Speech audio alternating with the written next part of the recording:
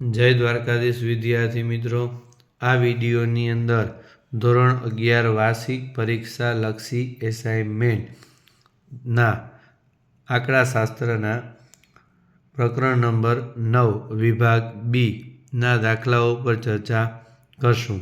બીજું તમને કહી દઉં મિત્રો કે જો તમે હજુ અમારી ચેનલ સબસ્ક્રાઈબ ન કરી હોય તો સબસ્ક્રાઈબ કરો, વિડીયોને લાઈક કરો અને શેર કરો, જેથી તમે અમારા આવનારા વિડીયો પણ મેળવી શકો. પ્રકરણ 9. એક બાંધકામ વ્યવસાયની કંપનીએ ગ્રાહકને આકર્ષવા એક ફ્લેટની યોજના પ્રસ્તુત કરી છે. આ યોજનામાં ગ્રાહકે પ્રથમ હપ્તો 10,000, ત્યાર પછી હપ્તાની રકમ અગાઉ કરતાં બમણી છે, તો 10 હપ્તા સુધીમાં કેટલા રૂપિયા ચૂકવવા પડશે? તો પ્રથમ હપ્તો મિત્રો 10,000, વાર્ષિક હપ્તો અગાઉ કરતાં બમણો, બરાબર, એટલે બીજો હપ્તાથી 10 ચૂકવવાના છે, એટલે n બરાબર 10.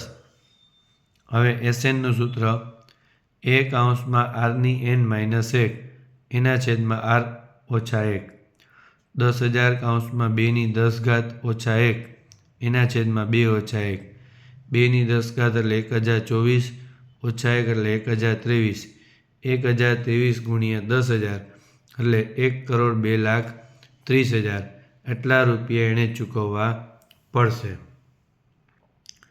બીજો દાખલો, એક ગાડીની કિંમતમાં દર વર્ષે 10%ના દરે ઘસારો થાય છે. જો ગાડીની ખરીદ કિંમત 5 લાખ રૂપિયા હોય તો 6 વર્ષ પછી ગાડીની કિંમત કેટલી હશે? તો ખરીદ કિંમત 5 લાખ છે, એટલે એ બરાબર 5 લાખ. ગાડીની કિંમત 10% ઘટે છે, તો r બરાબર 100 ઓછા 10/100 એટલે 90/100 એટલે 0.9. હવે 6 વર્ષ પછી એટલે આપણે 7 લેવાનું, તો T7 બરાબર a એટલે 5 લાખ, r એટલે 0.9, 7 ઓછા 1 એટલે 6, 5 લાખ ગુણ્યા 0.9ની 6 ઘાત એટલે 0.531441 એને ગુણ્યા 5 લાખ એટલે 2,65,720.50. ત્રીજો દાખલો, એક 50,000 લીટરની ક્ષમતાવાળી પાણીની ટાંકી પાણીથી ભરેલી છે. લીકેજને કારણે દર અઠવાડિયે પાણીનું સ્તર અગાઉ કરતાં અડધું થઈ જાય, તો 5 અઠવાડિયા પછીનું સ્તર શોધો. હવે 50,000 લીટરની પાણીની ક્ષમતાવાળી ટાંકી છે, બરાબર છે, તો એ બરાબર 50,000, T1 દર અઠવાડિયે એના કરતાં અડધું સ્તર ઘટતું જાય છે, તો r બરાબર 1/2, એટલે કે 50,000 ગુણ્યા 1/2 એટલે 25. હવે 5 અઠવાડિયા પછી એટલે n બરાબર શું લેવાના? 6. તો Tn બરાબર a × r(n-1).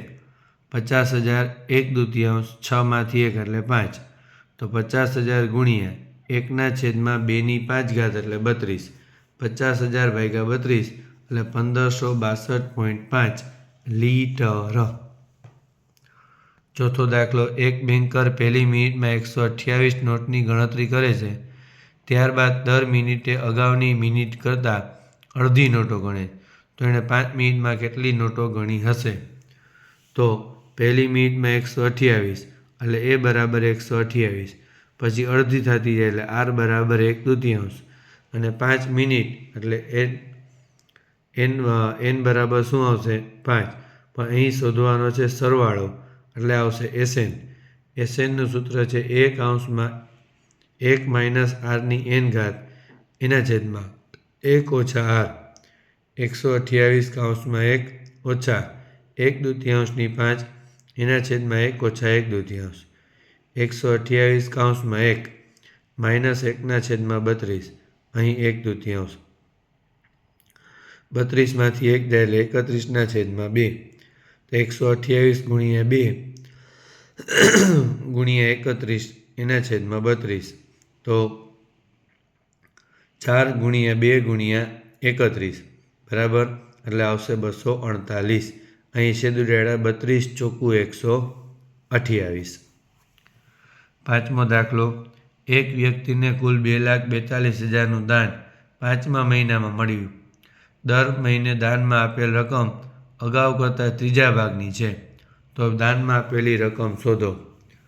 તો 2,42,000નું દાન 5 મહિનામાં કરવું છે તો S5 બરાબર 2,42,000 એટલે n બરાબર 5. અગાઉથી ત્રીજા ભાગનો હપ્તો એટલે R બરાબર 1/3 તો SN બરાબર 1 Rની n માઇનસ 1 એના છેદમાં R ઓછા 1. કિંમત મૂકો 1/3 2,42,000 બરાબર 1/243 ઓછા 1 એના છેદમાં માઇનસ 2/3. હવે અંશનો છેદ છેદમાં ને છેદનો છેદ અંશમાં. a ગુણ્યા માઇનસ 242 છેદમાં 243 ગુણ્યા 3 છેદમાં 2 માઇનસ માઇનસ ઉડી ગયા વધ્યું 121 છેદમાં 81 81 ઉપર ને 121 નીચે તો 2,42,000 ગુણ્યા 81 ભાગ્યા 121 એટલે એ બરાબર આવશે 1,62,000. છઠ્ઠો, એક ગામની વસ્તી 5,000 છે. જો વસ્તી દર વર્ષે 2% દરે વધતી હોય તો 10 વર્ષ બાદ તે ગામની વસ્તી કેટલી હશે? તો ગામની વસ્તી 5,000 છે એટલે એ બરાબર 5,000. દર વર્ષે 2% દરે વધારો થાય તો 102 છેદમાં 100 એટલે R બરાબર 1.02. TN બરાબર A ઇન્ટુ Rની n માઇનસ 1 5,000 1.02 ની 11 ઓછા 1 એટલે 10 5,000 ગુણ્યા 1.2 ની 10 એટલે 1.219 એને ગુણ્યા 5,000 એટલે 6,095 એટલે કે 10 વર્ષ બાદની વસ્તી 6,095 હશે. ઓકે મિત્રો, આ આપણે ચર્ચા કરી એસાઇનમેન્ટ બુક 2025 ધોરણ 11ના આંકડાશાસ્ત્રના વિભાગ ડીના પ્રકરણ 9ના જવાબ ઉપર. આ રીતે બીજા પ્રશ્નપત્રના જવાબો જોવા માટે અમારી ચેનલ લાઇક કરો, શેર કરો અને સબસ્ક્રાઈબ કરો. જય દ્વારકાધીશ.